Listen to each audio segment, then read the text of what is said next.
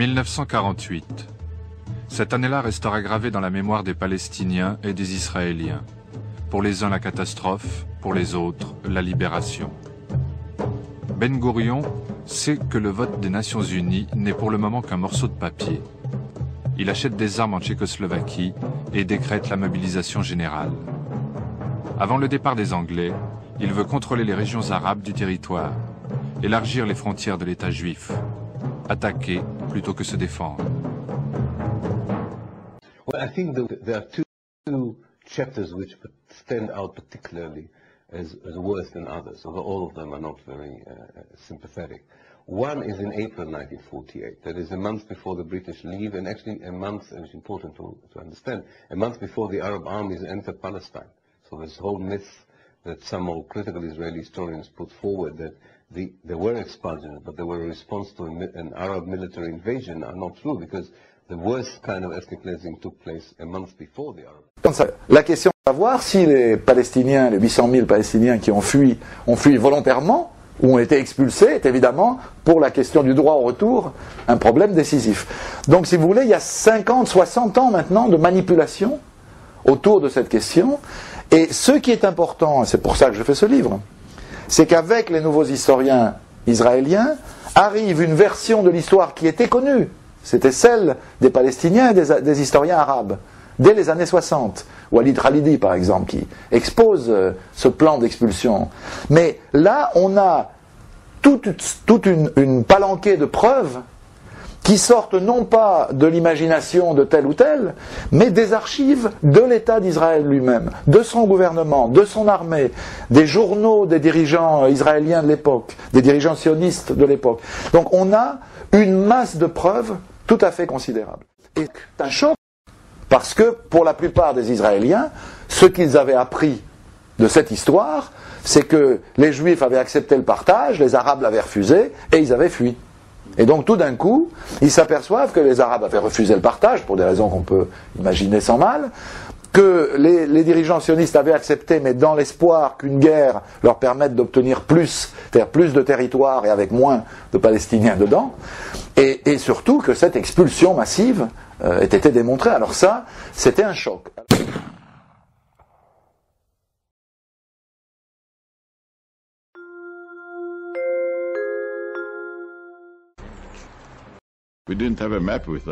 Nous n'avions pas de carte avec nous. Alors comme j'étais un gros fumeur, j'ai ouvert un paquet de cigarettes et le plan d'attaque a été dessiné par Moshe Dayan sur ce paquet. L'idée de base était une attaque sur 3 axes en direction de Suez. Le plan prévoit d'attaquer Gaza pour briser les Fedayines, d'ouvrir la route de Tiran et de prendre la passe de Mitla pour ouvrir la route du Canal.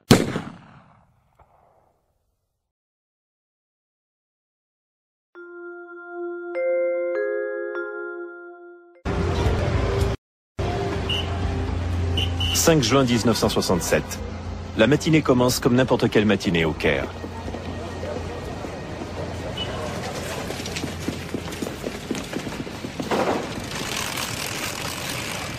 À quelques centaines de kilomètres de là, l'armée de l'air israélienne met en œuvre un plan peaufiné depuis des années.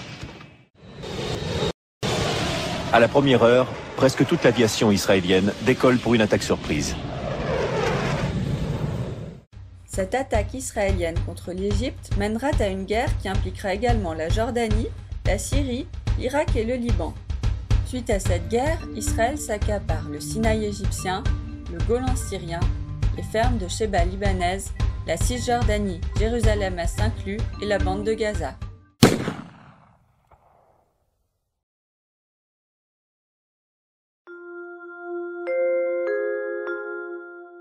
6 octobre 1973, 14 heures. Les armées du président égyptien Anwar el-Sadat se lancent à la reconquête du Sinaï, perdu 6 ans plus tôt.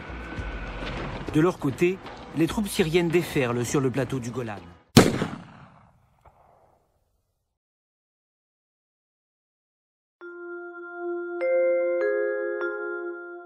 Le 6 juin 82, c'est le début donc de l'opération israélienne appelée Paix en Galilée. L'objectif officiel d'Israël est de repousser 40 km au nord les Palestiniens qui bombardaient le nord de la Galilée. Mais en fait, après de violents combats, les Israéliens seront amenés à dépasser largement les objectifs initiaux et arriveront même à enfermer dans Beyrouth-Ouest les forces palestino-progressistes. Après de violents combats, après des bombardements terribles de la capitale libanaise qui vont faire des milliers de morts, surtout parmi la population civile, ce sera le cessez-le-feu, l'arrivée de la force multinationale d'interposition, le départ effectif des Palestiniens, l'élection de Béchir Gemayel et puis l'assassinat que l'on sait.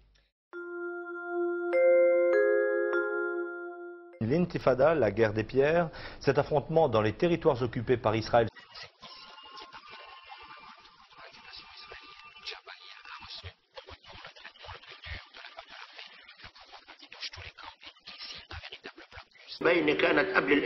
La situation est si mauvaise que nous sommes prêts à nous sacrifier nous-mêmes et nos enfants. Nous n'avons rien à perdre. Si l'intifada ne marche pas, eh bien, nous pouvons mourir.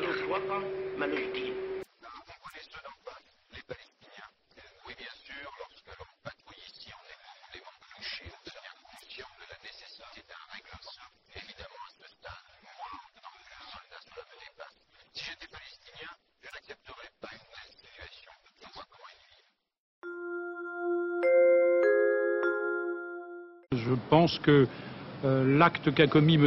Ariel Sharon en se rendant sur l'esplanade des mosquées était un acte provocateur et qui, compte tenu de tous les symboles qui s'attachent à la question de Jérusalem, qui est d'ailleurs l'objet de discussions dans le cadre du processus de paix, il y avait tout risque que cela provoque des réactions en chaîne explosives.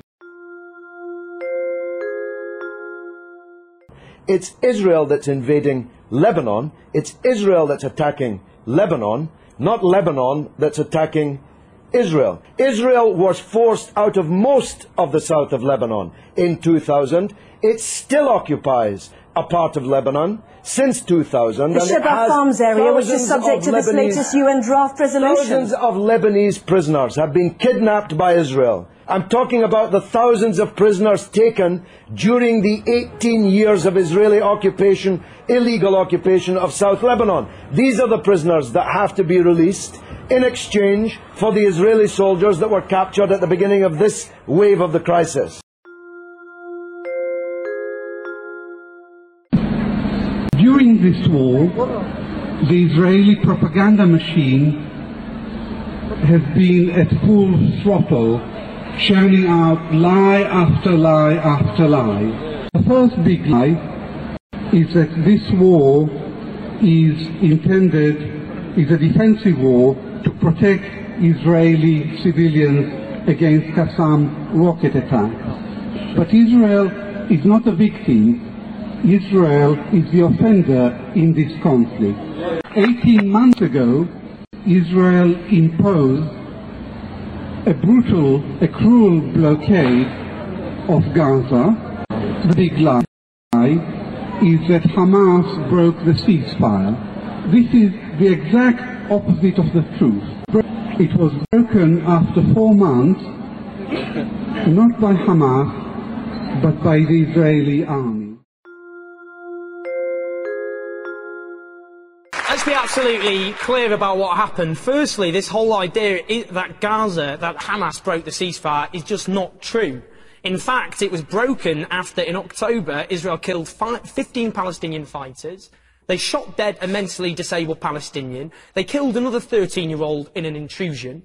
And when there was an attempt to actually get a ceasefire, negotiations were ongoing. That is when they assassinated Ahmed Jabari, completely ending those ceasefire talks. Now, it's often said, and Barack Obama made this point, he said, what country on earth would tolerate rockets being fired at them?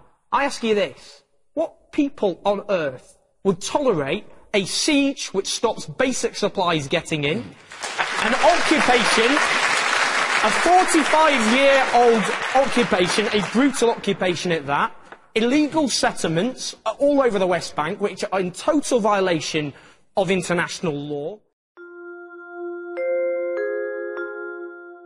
Nous avons eu, après l'échec des négociations, la constitution d'un gouvernement d'union nationale.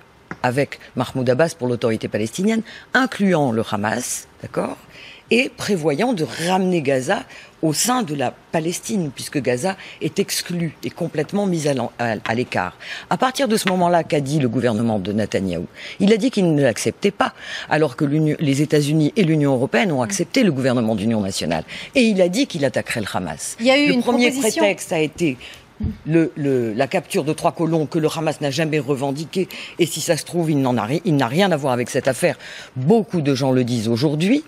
Et à partir de là, on a la décision d'éradication. La proposition de...